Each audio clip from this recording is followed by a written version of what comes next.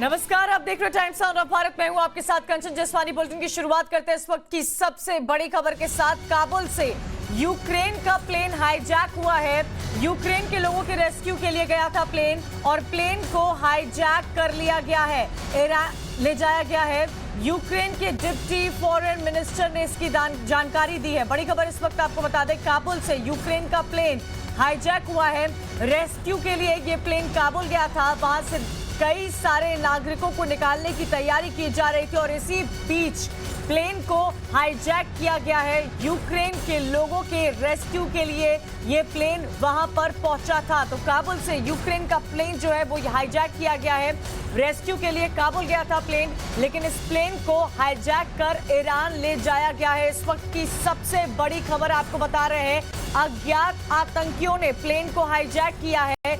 Ukraine का plane hijack हुआ है। बड़ी खबर काबुल से आ रही है। काबुल से यूक्रेन का प्लेन हाईजैक किया गया है। यूक्रेन के लोगों को रेस्क्यू कराने के लिए ये प्लेन वहां पर भेजा गया था। कौन आतंकी है, किस संगठन के हैं, बताया ये जा रहा है। जो जानकारी अभी मिल पा रही है वो ये मिल पा रही है कि इस प्लेन में 83 यात्री सवार थे। इस वक्त की सबसे बड़ी खबर आपको बता रहे हैं, प्लेन हाईजैक से जुड़ी हुई आ रही है। काबुल से यूक्रेन का प्लेन हाईजैक किया है। यूक्रेन के लोगों के लिए रेस्क्यू के लिए ये प्लेन वहां पर पहुंचा था, लेकिन प्लेन हाईजैक की घटना वहां पर घटी है और रेस्क्यू के लिए काबुल भेजा गया था। 83 यात्री इस प्लेन में सवार हैं। अज्ञात आतंकियों ने इस प्लेन को हाईजैक किया है। इस वक्त की सबसे बड़ी खबर, अफगानिस्तान में जो हालात बने हुए हैं, हर देश अपने नागरिक को वहां से निकालने की पुरजोर कोशिश में जुटा हुआ है, और इसी बीच प्लेन को हाईजैक कर ईरान ले जाया जा रहा है। कौन सा आतंकी संगठन इसके पीछे, इस पूरी साजिश को कामयाब करने के पीछे जुटा हुआ है, ये अब तक पता नहीं चल पाया है। लेकिन अज्ञात आतंकियों ने प्लेन को हाईजैक किया है। काबुल से यूक्रेन का प्लेन हाईजैक किया गया है। रेस्क्यू के लिए इस प्लेन को काबुल भेजा गया था। यूक्रेन के यात्री भी उसमें सवार हैं। हथियारबंद यात्रियों ने प्लेन को हाईजैक किया है। 83 लोग बताए जा रहे हैं कि इस प्लेन में सवार हैं।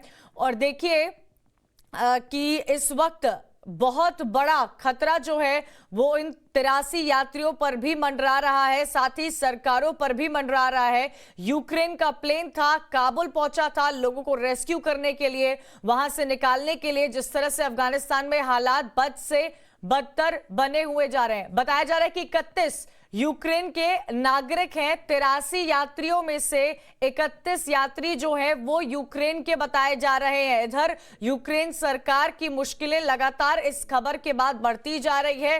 हथियारबंद आतंकियों ने प्लेन को हाईजैक कर लिया है। 31 यूक्रेन यात्रियों समेत 83 यात्री जो है वो इस प्लेन में सवार कर रहे थे। ये प्लेन काबुल पहुंचा था। अफगानिस्तान में हालात बद से बदतर होते जा रहे हैं। सभी देश पुरजोर कोशिश कर रहे हैं अपने यात्रियों को वहां से निकालने के लिए, और इसी बीच यूक्रेन का जो प्लेन था जिसमें 83 लोग सवार थे वो भी पहुंचा था काबुल लोगों को रेस्क्यू करने के लिए। बताया जा रहा है कि 31 यूक्रेन वासी जो है उस प्लेन में सवार थे। प्लेन को हाईजैक कर ईरान लेकर जाया जा रहा है। बड़ी खबर इस वक्त की सबसे बड़ी खबर आपको बता रहे हैं, हथियारबंद आतंकी जो है उन्होंने प्लेन को हाईजैक कर लिया है। अज्ञात आतंकी है, कौन से संगठन से इन आतंकियों का ताल्लुक है ये अब तक पता नहीं चल पाया है। यूक्रेन सरकार की मुश्किलें जो है वो देखिए किस तरह बढ़ गई है। परेशानी की एक बहुत बड़ी खबर इस वक्त आपको बता रहे हैं, 83 यात्री उस प्लेन में सवार हैं। 31 यूक्रेन के बताए जा रहे हैं। रेस्क्यू के लिए ये प्लेन जो है काबुल पहुंचा था, और काबुल से यूक्रेन का प्लेन जो है वो हाईजैक कर लिया गया है। बड़ी खबर इस वक्त की, हालात बद से बदतर होते जा रहे हैं अफगानिस्तान में। काबुल से हर कोई निकलने की कोशिश कर रहा है। उधर तालिबानियों का सितम आपने देखा ही है, और हमारे साथ जुड़ गए हैं major general retired Gurmeet Singh ji. Gurmeet Singh ji, बहुत बड़ी खबर इस वक्त हम बता रहे हैं, प्लेन हाईजैक की ये घटना सामने आई है। हथियार बंद आतंकियों ने हाईजैक कर लिया है प्लेन। 83 यात्री शामिल थे, 31 यूक्रेन के बताए जा रहे हैं। अब तक ये नहीं पता चल पाया है कि किस आतंकी संगठन से इनका ताल्लुक है। जी, ये जो खबर आपने बताई है ये इस चीज का प्रमाण है कि पूरे इलाके के अंदर में अभी टेररिज्म, रेडिकलाइजेशन की जो सोच है, इन सब का प्रभाव पड़ेगा, इम्पैक्ट पड़ेगा। ये पूरे इलाके के लिए सबसे बड़ी चुनौती है। ये जो यूक्रेन के साथ में हुआ है, ये मैं कहूंगा कि ये जितना भी अफगानिस्तान के नॉर्थ का इलाका है, और अवश्य ही ये जो चुनौती है, ये रशिया भी देख रहा होगा कि किस प्रकार ये जो चुनौतियां हैं टेररिज्म की, जो तालिबान से उत्पन्न हुई हैं और जो पाकिस्तान के सेंटर ऑफ ग्रेविटी उनके गढ़ से शुरू हुई हैं, ये किस प्रकार सेंट्रल एशियन रिपब्लिक्स में और किस प्रकार आसपास के इलाके में जो इस्लामिक रेडिकलाइजेशन है, टेररिज्म है, जो इस प्रकार की जो कार्रवाइयां हैं, ये बढ़ेंगी, अवश्य बढ़ेंगी। और हो सकता है यूक्रेन के अंदर में उनका भी इंटरनल जो पॉलिटिकल प्रॉब्लम है, जो उनके इंटरनल स्ट्रगल्स हैं, वो भी एक कारण हो।